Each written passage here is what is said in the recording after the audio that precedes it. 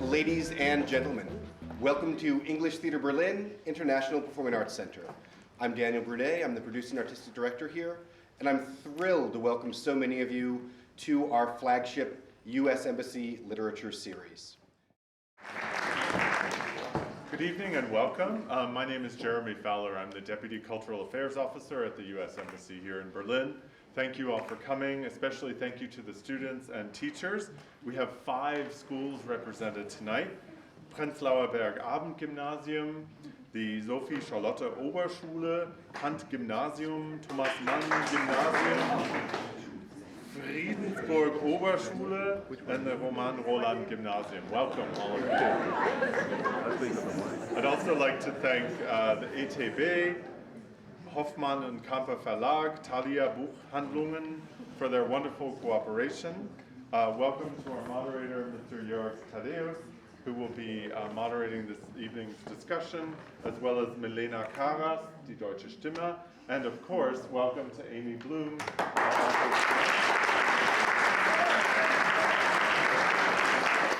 This woman next to me, Amy Bloom, belongs to a group of most attractive intellectuals.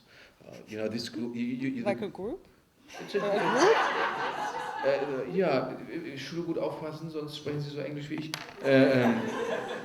A group, the entire group of East Coast intellectuals. Every intellectual on Earth like to belong to this particular group, I would say. Wouldn't you say so? You're not pausing. No. No.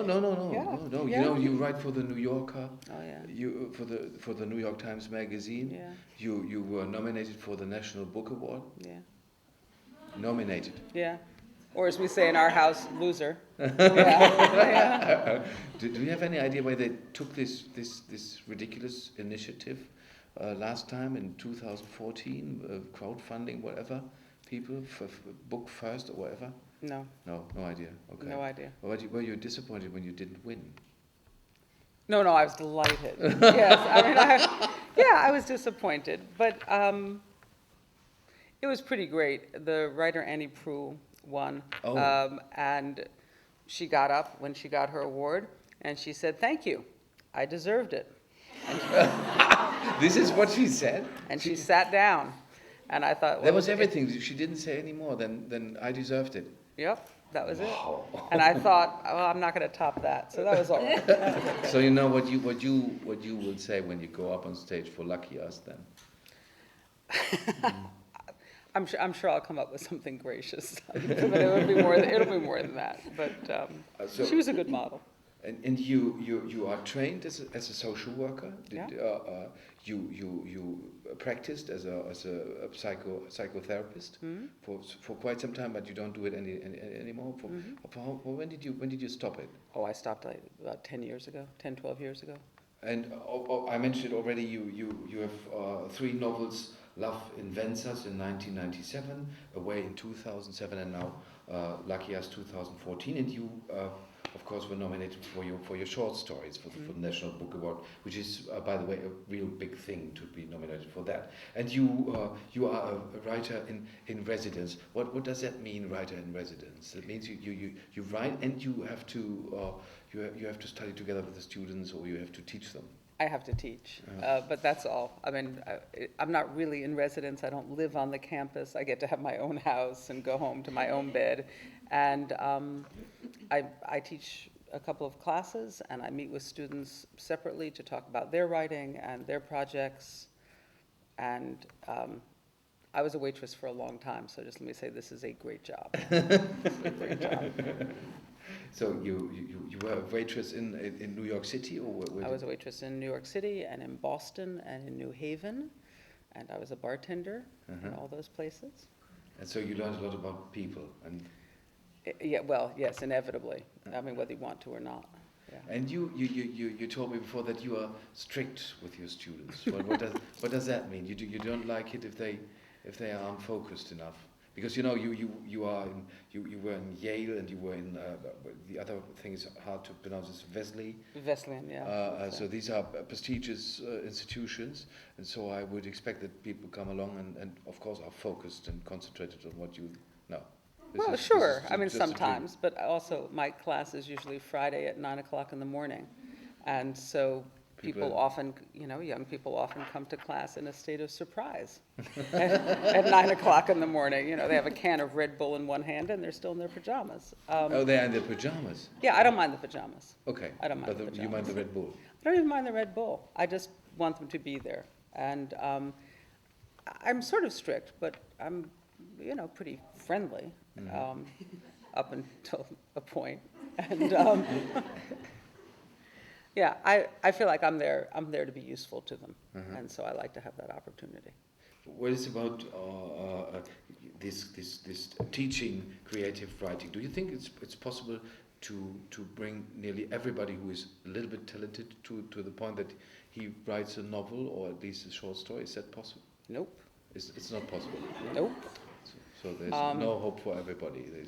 Well, I mean, there could be hope for everybody in lots of other ways. They could be developed into wonderful, productive human beings. It doesn't mean they have to write a book.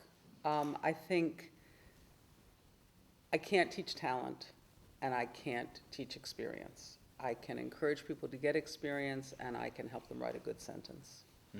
And, some people who have a little talent are going to work really, really hard, and they are going to write the novel they want to write or the book that they want to write.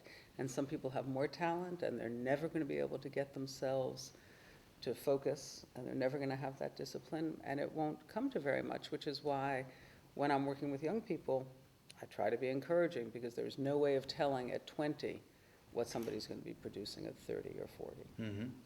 When did you realize that you might have the focus, the discipline, and the talent to do it, to write a novel? I didn't start writing until I was in my 30s.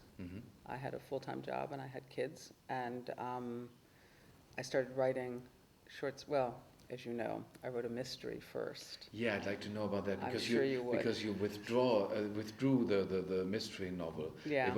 It should be published. No, it should not be published. No, it's terrible. It's terrible. I mean, it's the kind of thing that would just cheer up most other writers to see. It's just, no. It was the first thing I ever wrote. I was driving past Wesleyan, where I also used to bartend.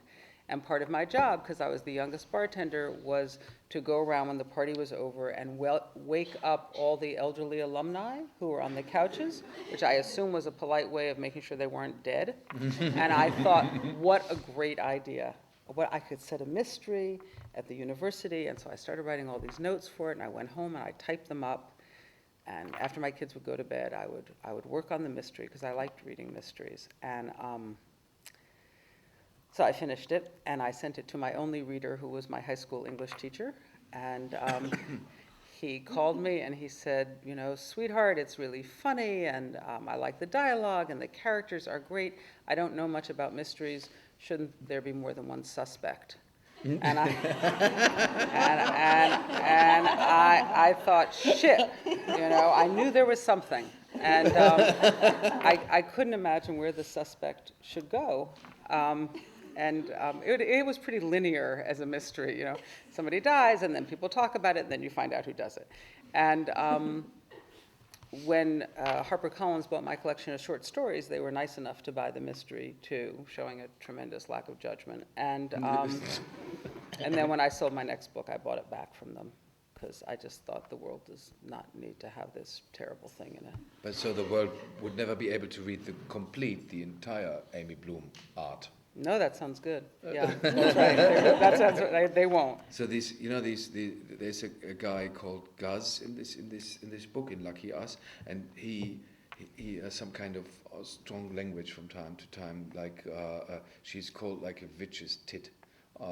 Yeah. And this language, where did you learn this kind of language in bars, or is it so common to say somebody's called like a witch's tit? It sounds different when you say it. It is. Does it sound creepy when I say it? Well, it's not delightful. Hannibal, It's it's a Hannibal Lecter way of saying it. Oh, no, it's not that creepy. I don't know. Now I feel like I'm reflecting badly on my own parents. I mean, it was an expression that I heard my dad use when it was really cold. And so I took that to be not an uncommon expression from the past. I don't think you hear it actually so much now, but, you know, among older, like my uncles and stuff like that. They would use it. They did indeed. Okay. Shall I go on to the next? Yes. Okay. One night in February, I woke up to Iris slapping me. It's true that Iris was not the sister I might have dreamed of, not that I'd ever dreamed of a sister at all.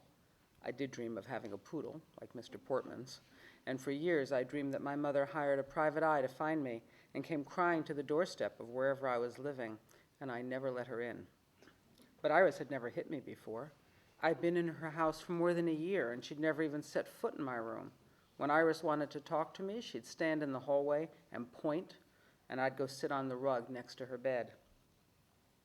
You sneaky, thieving, filthy bitch. Her opal ring, the one from her mother, snagged in my hair, and we were stuck together, both of us crying. She yanked me out of bed and across the floor until she got her hand loose. She threw everything I had, which wasn't much, and most of it clothes she didn't want anymore, onto the floor. Oh, she said, I know it wasn't you. And she lay down on the floor next to me, panting. Iris said my father had stolen $100 that she had hidden under her mattress. He had taken it all. It had happened one time before I'd come, and then she moved her hiding place, but now he'd found it again.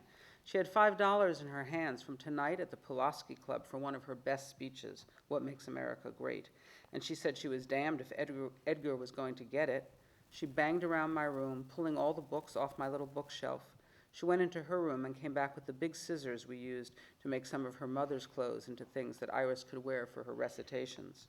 She cut the middle out of my copy of Little Women, page by page, from Genius Burns until almost the end, when Amy marries Laurie, which I hated anyway. This is my Hollywood and Vine money, she said. That's my next stop. And she put all of my books back nicely, and she put my shoes and my clothes back in my closet, and she brushed my hair, and she folded up the cardigans that used to be hers, and my room and I looked better than usual. And every time Iris won after that, from Valentine's Day to Memorial Day, she folded the money into her bra. And my father waited up for her, and every time he'd ask her if she'd like him to hold on to her money. And she always said, no thanks, and went straight to her room to throw him off. And she was very polite about it. They do get to Hollywood and Vine, Iris and Eva together. This chapter is called I May Be Wrong, But I Think You're Wonderful. Dear Dad, this is a letter from Eva. Things are really changing around here. This was as far as I got. I'd started a dozen letters to him and ripped them up and walked them to the corner trash can while our landlady watched. I don't know why I wrote it all. I didn't expect my father to rescue me. I didn't think I needed rescuing. It seemed to me that if you had to have a mother who dropped you off like a bag of dirty laundry and a father who was not above stealing from you or your sister, you were pretty lucky to have that same sister take you to Hollywood and wash your underpants with hers and share her sandwiches with you. And Mrs. Gruber, our landlady and the handyman, was excellent company for me while Iris was working. Mrs. Gruber condemned the fraudulence and the trickery of Hollywood, but she knew, she said, from personal experience, that some of that stuff was necessary for survival. She would say to me, your sister will not be crushed by life, and we must admire that. Mrs. Gruber's own apartment was filled with duct tape and wrenches and half pipes and wire coils, and she wasn't much of a housekeeper. I thought she was a good cook of the fried egg and cheese sandwich variety, which is what the two of us ate together every day.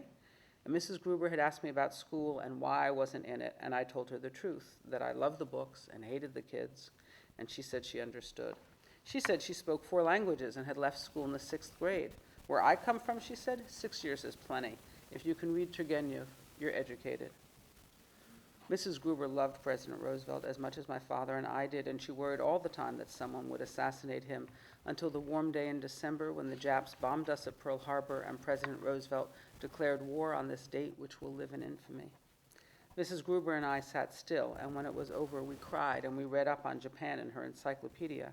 And when we finished the article, Mrs. Gruber said, "We must be glad." Mrs. Gruber said, "No one would hurt the president now because we needed him." Mrs. Gruber took her nap every day at 2 o'clock, and I would loosen her corset and shut her bedroom door. And I read First Love, or I turned down the radio a little and listened to Fibber McGee and Molly, or I looked through Mrs. Gruber's old photographs and letters, which were mostly in another language. In one photograph, she's standing next to a short, wide man who has the Gruber nose, and they're both wearing cowboy hats and chaps. "Ah," she said when she woke up, "we were getting ready to come to America." And Iris had got a contract. She had sung and shown her profile and her legs at every talent show in Hollywood, and her screen test was a wow, she said, and now she was an MGM artist. She said that she would be speaking lines before the month was out, and she said we could move. I made Iris walk downstairs to tell Mrs. Gruber about the contract and our improved circumstances, and to celebrate with Mrs. Gruber's creme de menthe. And she handed us each one of her 3 gold-stemmed liqueur glasses, and she sighed. "You don't look happy for us," I said. Iris just finished her drink and looked at her nails. She never had any trouble keeping her mouth shut. Plus, I could see she was done with the Hollywood Plaza. Mrs. Gruber had been tops in her own frowsy, grumpy, foreign way, but we were moving on to a nice one-bedroom, and Greer Garson had already said hello, dear, to Iris the second day on the set, and the director had put Iris at the front of the crowd of girls walking down the sidewalk, and Iris had pushed her hat forward a little and popped her collar, and after that, the dresser said, "Nice touch, kiddo." And for Iris, Mrs. Gruber was pretty much yesterday's egg sandwich. Mrs. Gruber said to us that happiness was not something she aspired to, that when you had seen as much of the world as she had, we would know that what lies right behind the horseshit is not a prize pony, my dears. It's just more horseshit. And Iris smiled and stood up, and she straightened her stockings, and she hugged Mrs. Gruber. "Oh, thanks for being so good to Eva," she said. Thank you.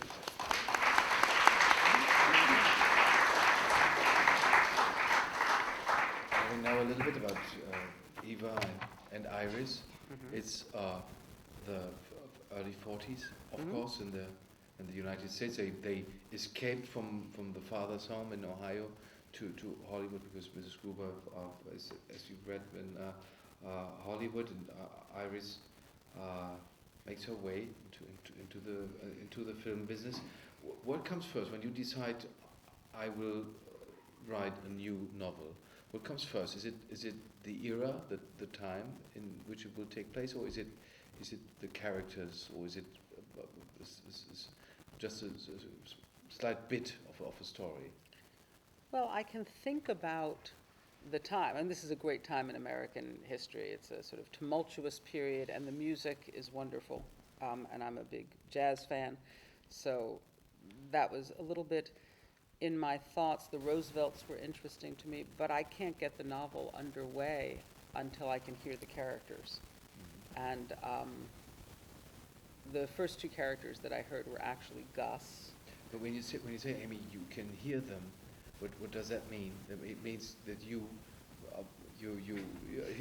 scribble them, and then you from where do you hear them? You know? I know, I understand the question. Alice Walker used to say that when she was sleeping, her characters would come and sit on the edge of her bed and tell her stories, which, I mean, that sounds great for her. It doesn't. It doesn't happen like that in my house. You know, if somebody is sitting on the end of my bed, they're usually saying, "Where's the aspirin?" or something like that. But I do have to hear them. I do have to hear how they sound. And so the first time I actually heard Gus sort of writing a letter to Eva, and I had thought about Eva and I had thought about Gus, but you still have to hear. Because the characters are not types, they're not sorts of people, they are 3-dimensional people. And so I have to be able to sort of hear them and see them moving through the world, but hear them even more than see them.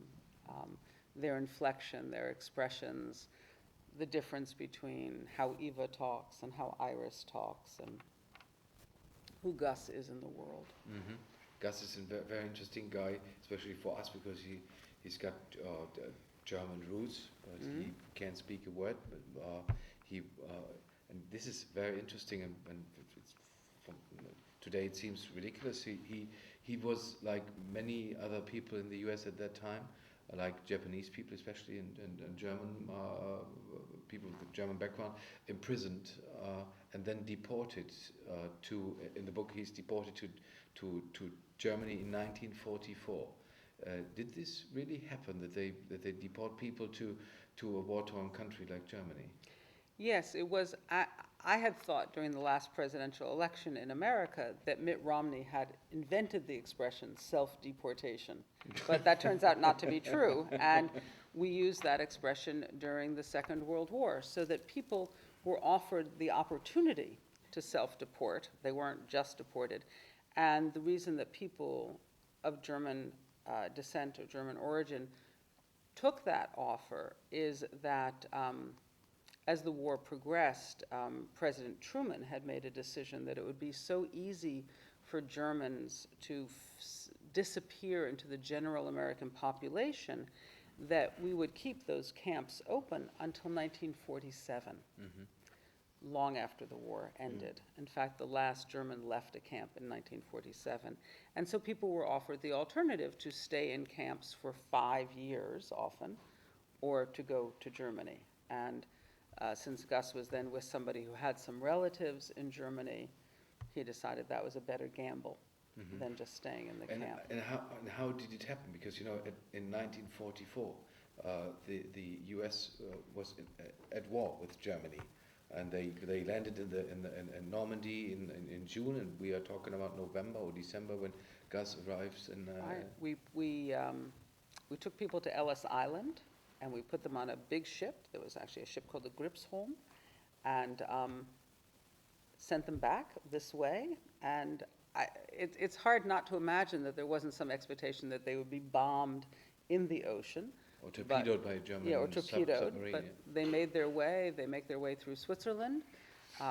They are involved in a transfer of American prisoners of war in exchange for these Germans, and then people are just standing there in the middle of the railroad tracks with, I don't know, 50 marks in their pocket in a country that they were last in when they were 2 years old or 4 years old. Or, as in Gus' case, never. Yeah.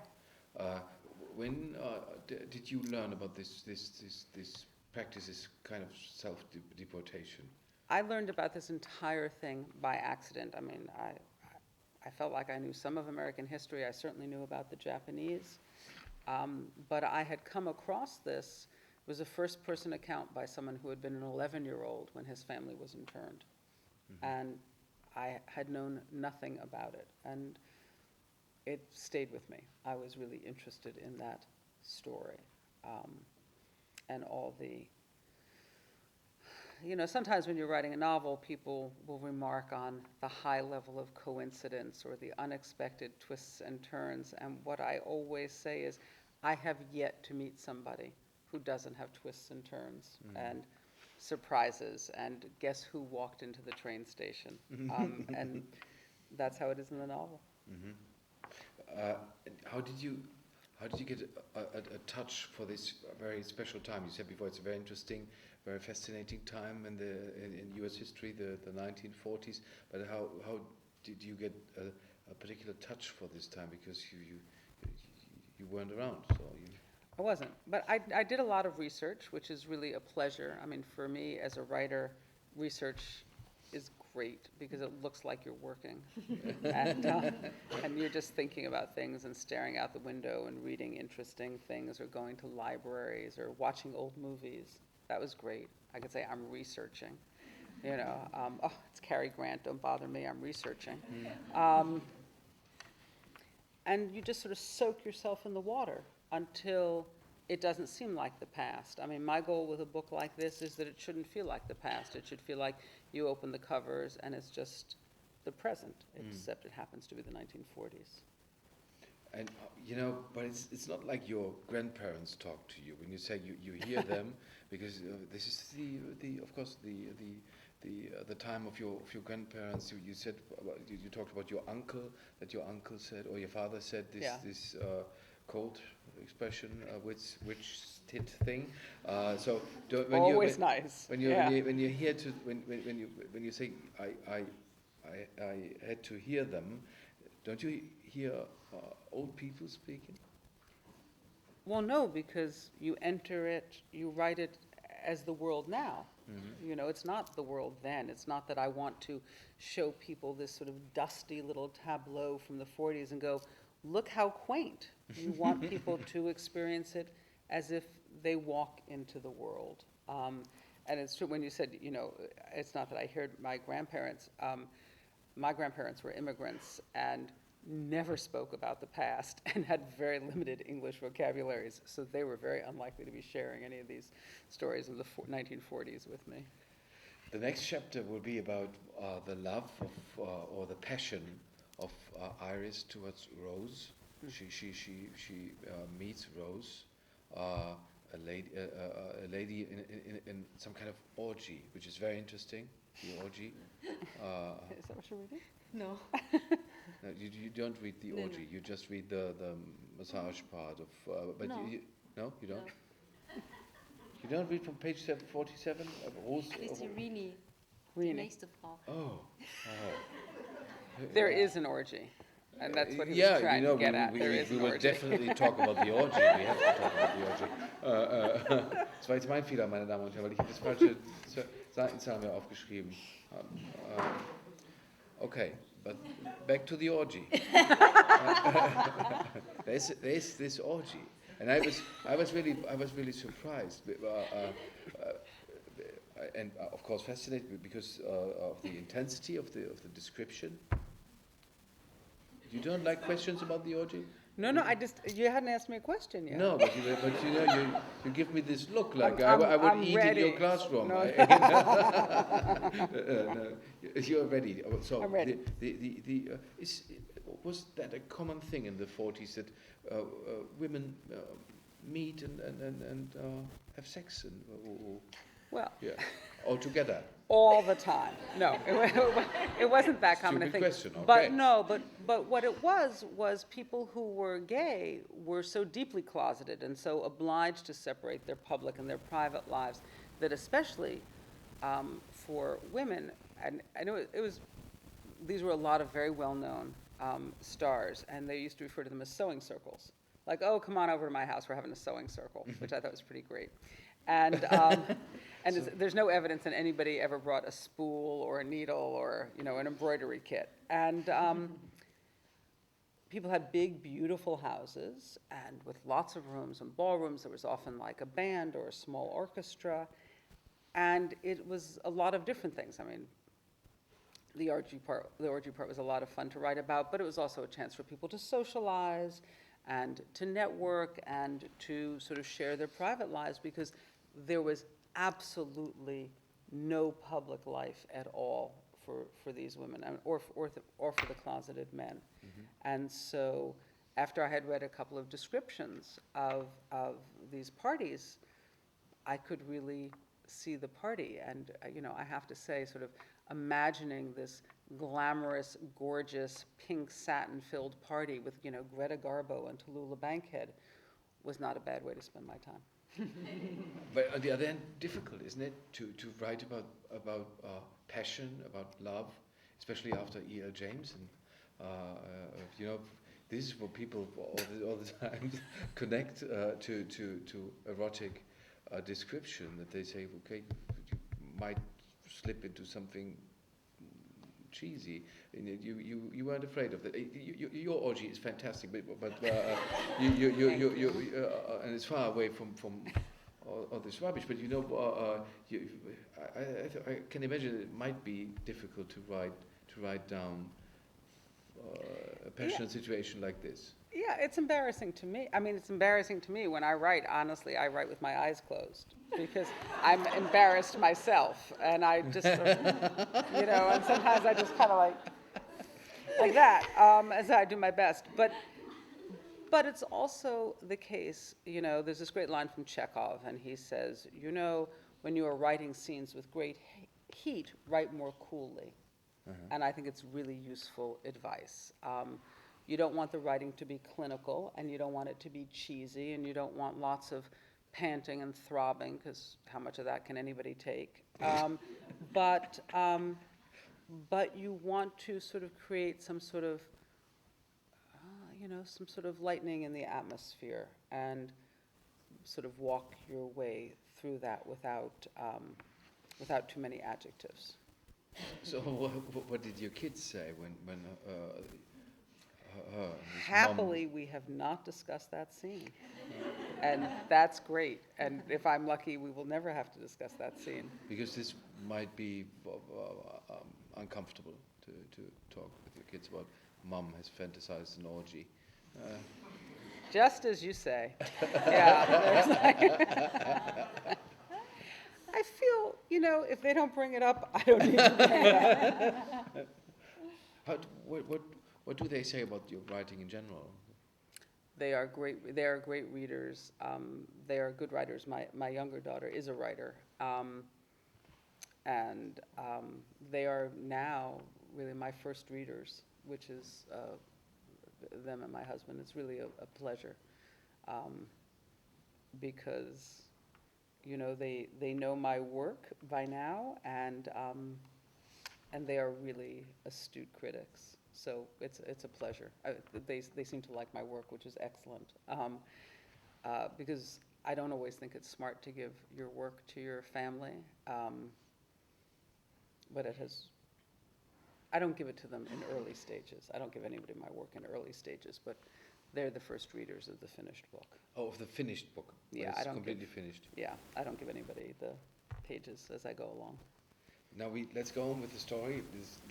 Now they had because of this lesbian relation, or because of this passionate relation of Iris to Rose. Very interesting. There's a gossip columnist who disclosed the entire affair between the new acting star, or the starlet Iris, and this great society woman Rose. She disclosed it, and there is a gossip columnist in your family, or was a gossip columnist in your family? Oh, that's true. Well, that was my mom, but she wasn't that kind of gossip columnist. But yes, she had a radio and TV gossip column for a few years, and but Hedda Hopper was an enormously powerful gossip columnist. I think it was something like, in 1944, 32 million people read 42. her. 32 million people read her every day. Wow. And she was very powerful and very conservative, and felt that part of her job was to be a moral watchdog for Hollywood. So she ruined a lot of careers. So she did to Iris, because they had more or less to escape again. And now they move to the East Coast, back to the East Coast. 6 days of driving. It's like a little road movie inside the book. They go together with their father, Edgar Acton again, and together with Francisco. Right, who's the makeup man who sort of spots Iris as a talent. And they go to Brooklyn. And then they arrive, and Edgar, the father, the not so serious father, or the not so good guy, what is he? He pretends to be an Englishman, which he isn't. He's from Chicago. He's a Jew from Chicago, and he has a criminal history. But he's in the end, he's a good guy, isn't he? He has some very good qualities. I think that's true. I have a real soft spot for sort of con men and grifters and white-collar criminals. How come? Well, because there are a lot of them in my family. And, I remember my father saying, after a series of encounters with his brother and another uncle, and, that his standard was, well, they were good to me. And that was sort of the family standard. But yeah, we had, I don't know, maybe a disproportionate number of criminals. Crime of what dimension? Oh, only crimes of property, thank you. Okay.